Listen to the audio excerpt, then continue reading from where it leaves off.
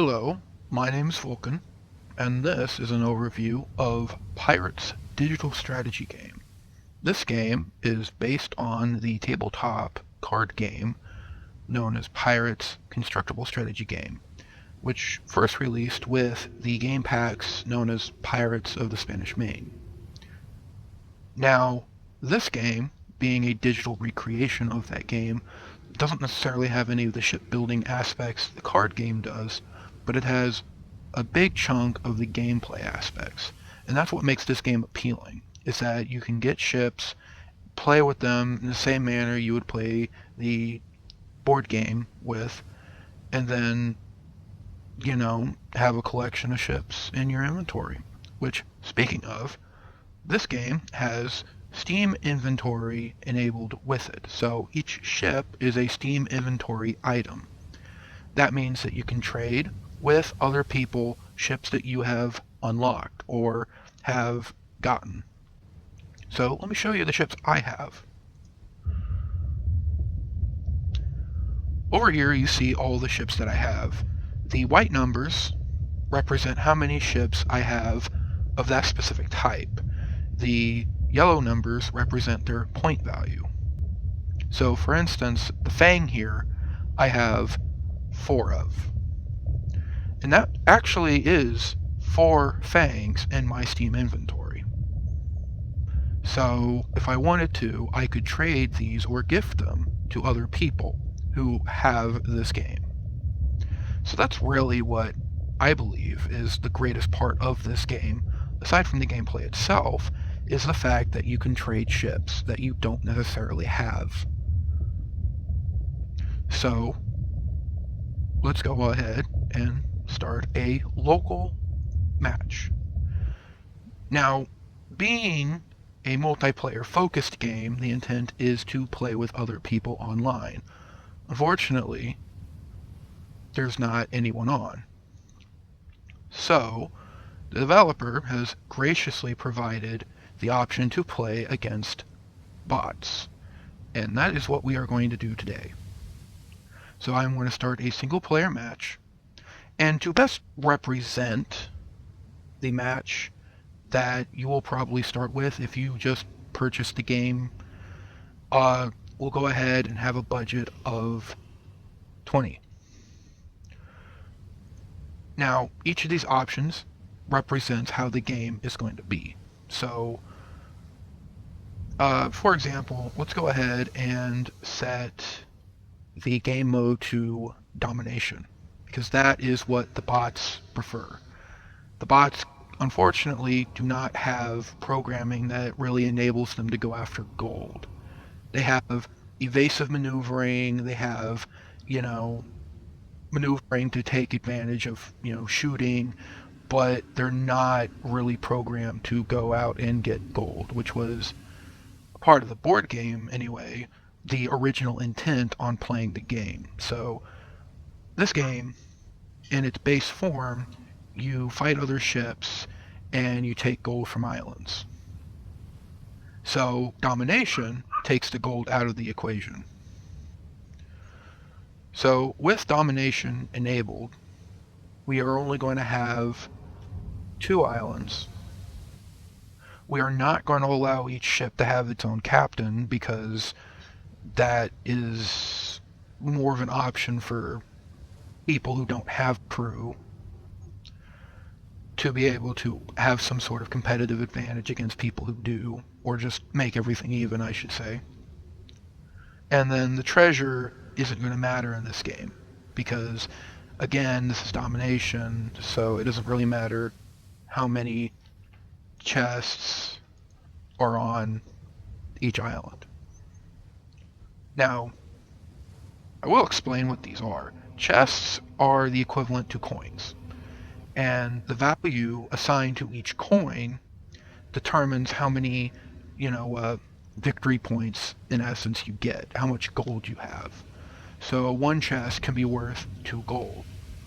A chest, the reason why it's known as a chest is because that represents a certain amount of space that it takes up on the cargo of a ship, on the cargo space of a ship.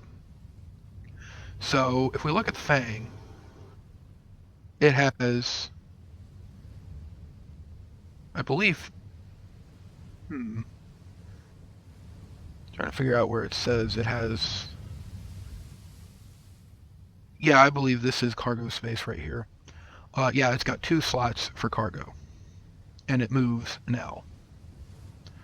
So I'll get into more depth about how each ship works, but for now, I'm just going to select some ships. So I'm thinking I'll go ahead and go with a Fang, and then I'm going to go ahead and go with the San Antonio, and then I'm going to go over here, select crew, and then I'm going to put the captain on the Fang. Whoops, I just got rid of the Fang. Let me fix that. Alright. Well, now that I have a captain on the Fang, I probably want to get rid of the San Antonio and replace it with a different ship.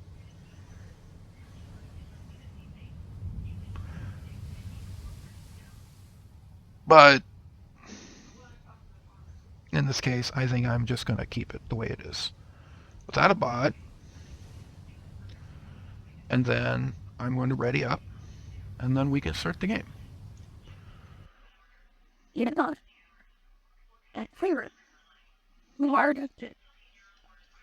So with only 2 islands, the world map is going to be fairly small. So you start out by choosing your home island. I believe this is something that everyone does at once until everyone has chosen an island. For the sake of this, I'm going to choose this island.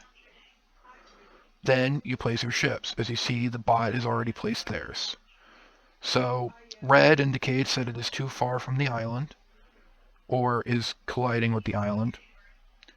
Yellow, or gold, means that it is in a acceptable position. So, as you can see, it goes around the center of the island, and you are able to place it to where it is adjacent to, in essence, docked. And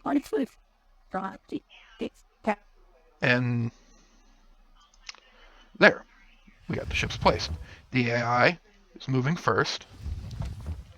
You can see there that ship has 2 movement sections.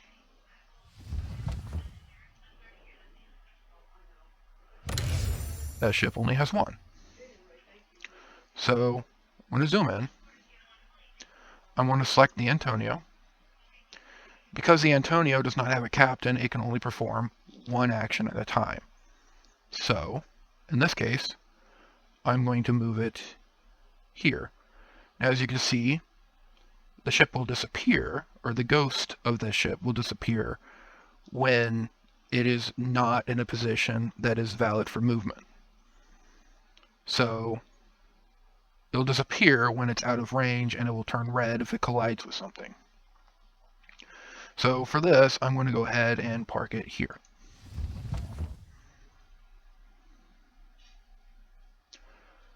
Now that ship is done with its actions. But the Fang here has a captain. Now the captain's ability works when you move a ship. So you do have to move it, and in this case, moving it here will put it in range of the other ship. The different, or the highlights on the masts of the enemy ship indicate that each of those masts are in range of the other ship, which, for those who don't know how the original card game worked, each mast represents a shot or a cannon. It also represents the health of that ship.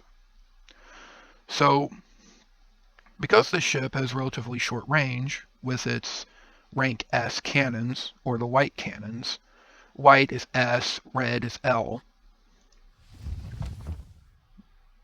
I'm going to move it fairly close. Now you see that down here, this little button has appeared. These are free actions. Now, because the ship is moved, it is allowed my captain to use their ability, which is to get a free action to shoot once the ship is moved. So I'm going to go ahead and take it.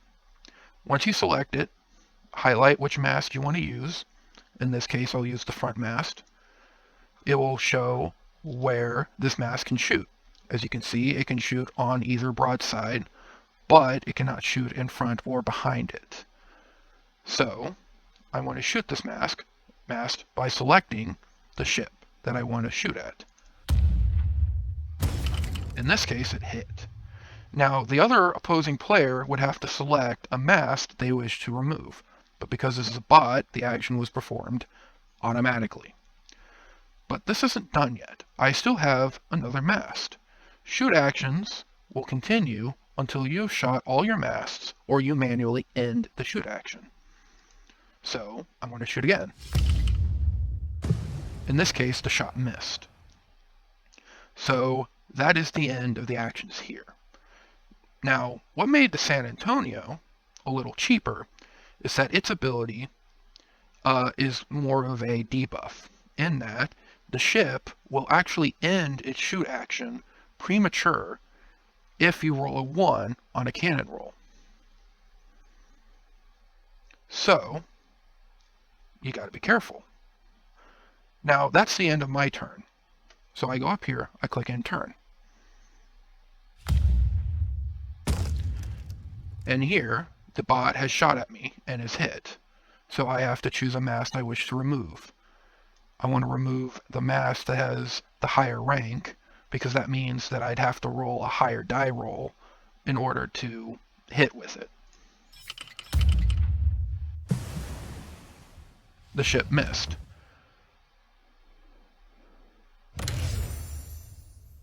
Okay, so San Antonio is well within range of the opposing player's Fang, so I will shoot.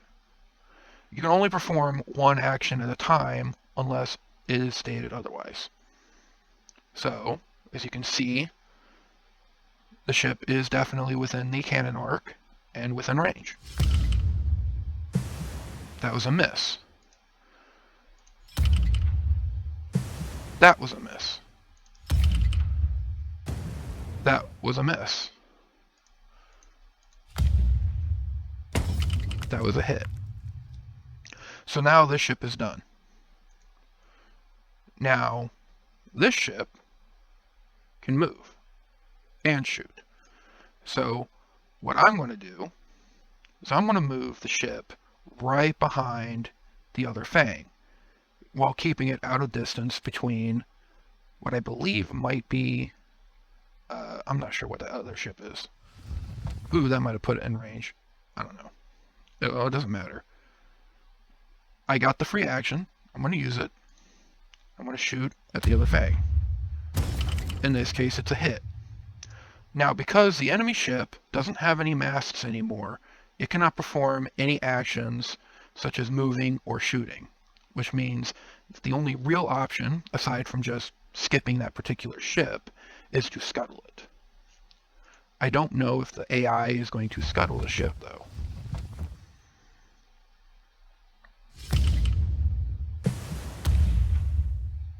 It looks like they hit. So I am going to go ahead and remove the mast here. Now it is my turn. I'm going to use the San Antonio to fire at the Silver Peak. That's what it is. That was a miss. That was a hit. That was a miss. Alright. In this case, I would say the Silver Peak is the biggest threat, so I'm going to have the Fang shoot at the Silver Peak. In this case, I may actually want to move it before I shoot, because that will allow me to get a better position. You'll also note that the mast was not red, so the Silver Peak cannot shoot at my Fang.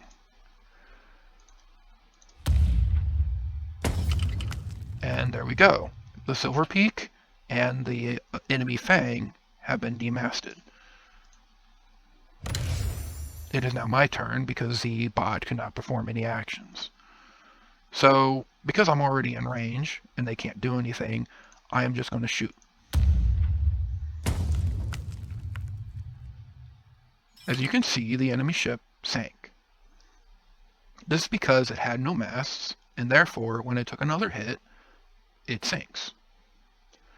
Now the San Antonio is going to do the same thing, or attempt to, with the enemy Fang. Now it is sunk.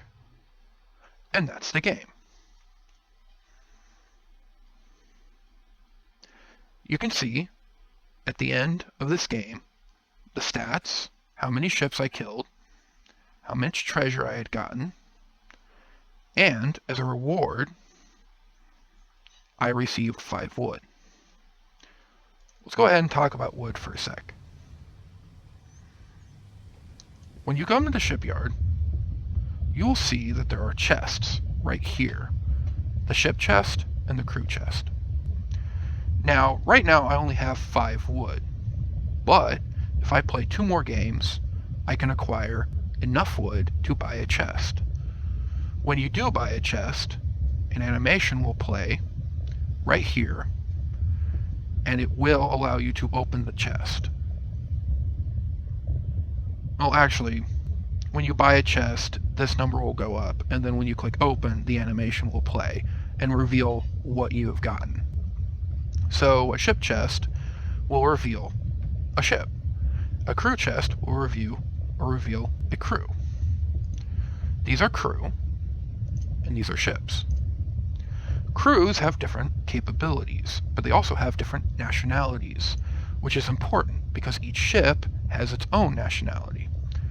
Now the general rule is a ship can only accept crew that matches that nationality. So for example, the Fang, I had a pirate captain.